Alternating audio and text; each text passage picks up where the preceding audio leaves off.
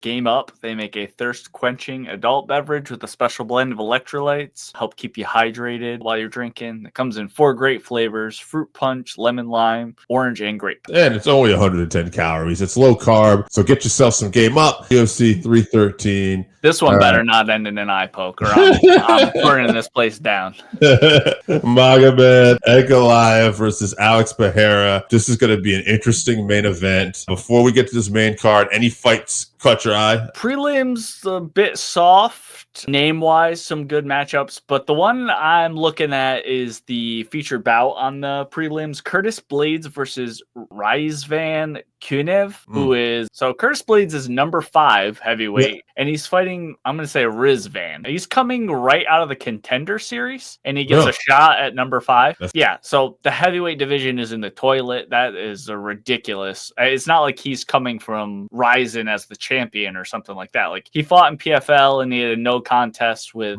Renan Ferreira, the giant Brazilian guy that Francis just knocked out. But he's not like some world beater champion coming in like Kai Asakura did in the flyweight division. But so it's weird. The division's very soft. But Curtis, a big opportunity for him. Yeah, big opportunity. Yeah. I mean, Curtis is always getting the toughest matchups with the worst like risk reward ratio. He needs a new manager. I don't know how he keeps getting on the end of these, because he keeps beating these guys and then he gets to like the one right before getting a title shot and he ends up losing. He needs a manager or whatever that's a little bit more forceful and more strategic, getting him to a title shot, I think. So I hope that he wins. And I think he will win. I'll say decision, but I could also see him getting a ground and pound finish because he finishes a lot of guys like that. But I'm rooting for Curtis big time on this one. Main card, starting off hot. Bobby King Green versus Mauricio Ruffy. Fighting nerds. Yes. Ruffy, I have it right here. 11-1, 10 KOs, 1 decision, 2-0 in the UFC, coming off his first decision victory, too. So this guy's been finishing people. And if you want a guy who's going to bring the action, King Green, 32-16, 1-1, 11 KOs, 9 subs, 12 decisions. He's coming off a tough loss to Pimwit. He has won 3 out of his last 5, including impressive victories over Tony Ferguson, Jim Miller, guys that are, I know, I'm going to say guys. Jim Miller is an impressive one. Yes, but I'm just saying he had impressive performances nonetheless in those fights. You know, he got caught by Jalin Turner, I want to say, somewhere in there too. One. Yeah, he got put out, and they didn't stop the fight. And that's the thing with that's the thing with King Green. He's a guy that's always going to bring it. This is a good fight. I like this fight, but these fight nerds, they got so much momentum right now. I'm going to go with Mauricio. Yeah, Green is very slick, but if he does get clipped, he can get put out, which we saw. And he fights with his hands down, so yes. You know, which helps him offensively for sure, but defensively, he's still very good. His head movement is elite, but when he does get clipped, he's not slowing it down with his hands at all. So Ruffy, another fighting nerds guy, like I said, super dangerous striker. I don't necessarily like this comparison, but people do compare him to like a young Conor McGregor, flyweight Conor McGregor, just with his power and his movement and style. Featherweight Conor McGregor, because let's face it, he was great at featherweight Conor. So Ruffy is like a larger version of that with his movement, his style, his stance, his power. So I think I'm a fan of King Green, but I'm gonna go with Ruffy. Fighting nerds guys are dominating right now, so I'm gonna say TKO in round 2. I'm gonna also say TKO round 2, just because too Green's fighting style, he likes to bring it, and I don't think that's gonna help him. Great fight to start off the main card though, for sure. Also putting it out there, King Green does have like 50 fights, so he definitely has the experience.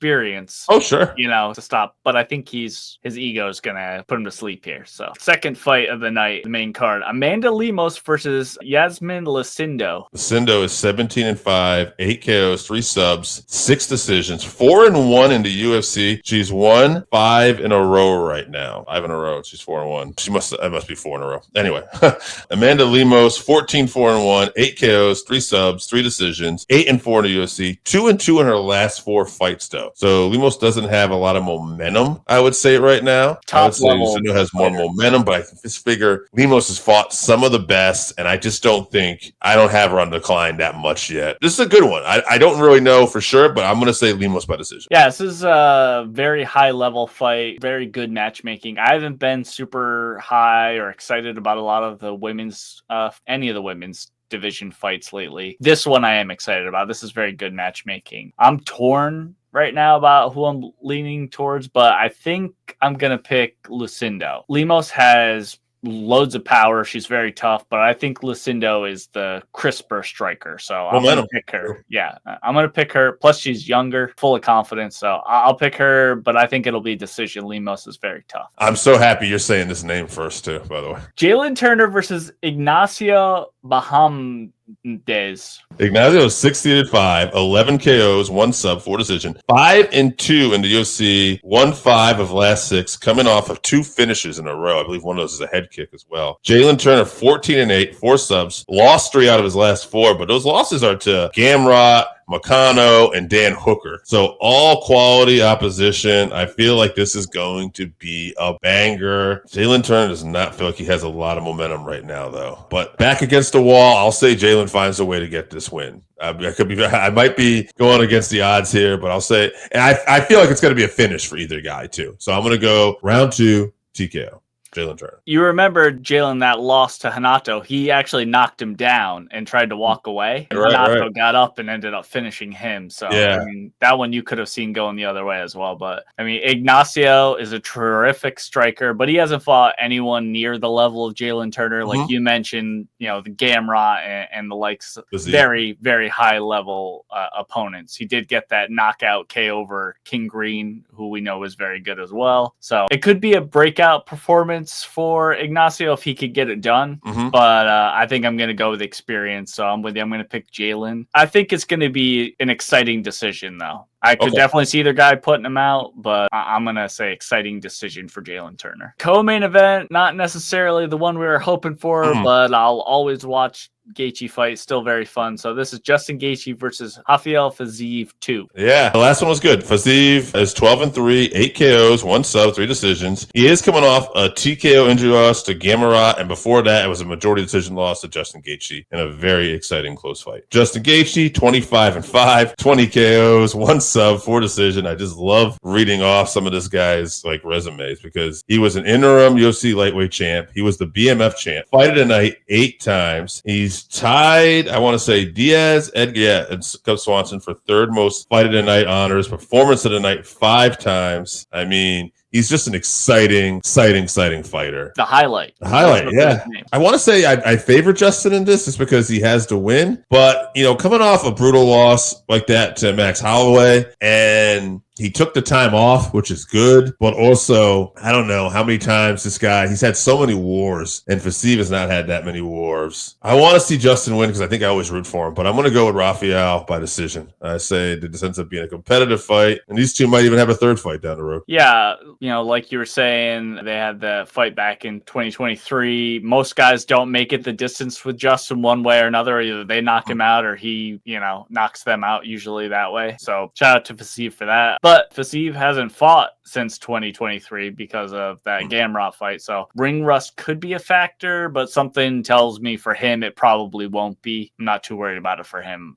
I think his mentality and his spirit, so to speak, kind of washed that out. So even with that being said, I think this probably will be fight of the night. Again, I safe bet on Justin Gaethje for fight of the night ever, but Fiziev is a willing dance partner for sure. So I think the time off for Justin's gonna have been very good, and knowing that he can get knocked out, just knowing that's a possibility. Yeah. So I'm going to pick Justin again, but I think he gets it done TKO this time. Round 2. Main event. Alex Pereira, maybe the UFC's biggest star, versus Magomed Ankalaev. Ankalaev could really be a wet blanket here for everybody who loves Alex Pereira. He's got all the tools to do it, though. 19-1-1-1, 10 KOs, 9 decisions. Performance of the night 4 times. 2nd longest win string in UFC Light Heavyweight Division history with 9. This is a guy, talk about it all the time because I just think it's fascinating. He has that one loss against Paul Craig, a fight that he was dominating, and he got caught with an armbar with a 2nd remaining in the final round. So, I mean, this is a guy who really doesn't lose. Getting his championship opportunity against Alex Pereira. Alex Pereira, 12-2, 10 KO, 2 decisions. This guy's got an interesting resume, too. First and only fighter to win the UFC middleweight and light heavyweight championship. Fewest MMA bouts to become a 2-division champion. Performance of the night 5 times. And this one here, too, tied Matt Hughes, Randy Couture, Chuck Liddell, and TJ Dillashaw for 2nd most knockouts in UFC title fights. So he's all action. He's all excitement. Ankalaev, he can throw down with you, but he's probably going to be looking for takedowns and stuff here. Pereira does his homework. This is the best time Pereira could have took this fight, given how all the momentum he has. Also, it's like the best and the worst time, because Ankalaev can ruin everything, but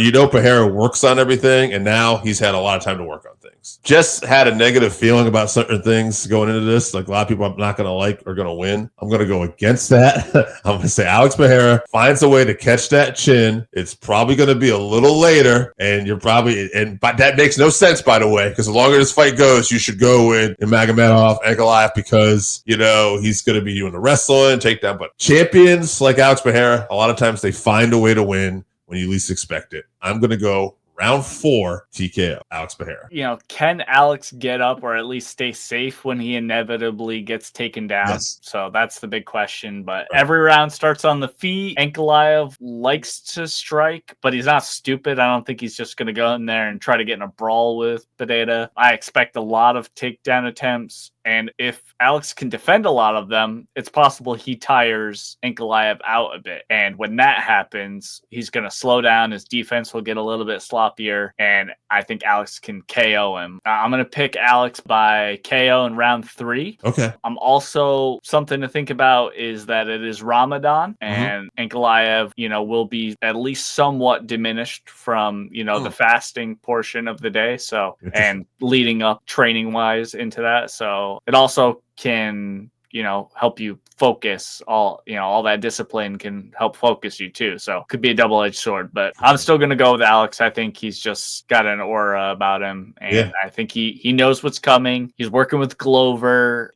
so on the ground, nobody better to be training him for the last however many years he's been working with him. So it'd be wild if he ends up pulling a submission.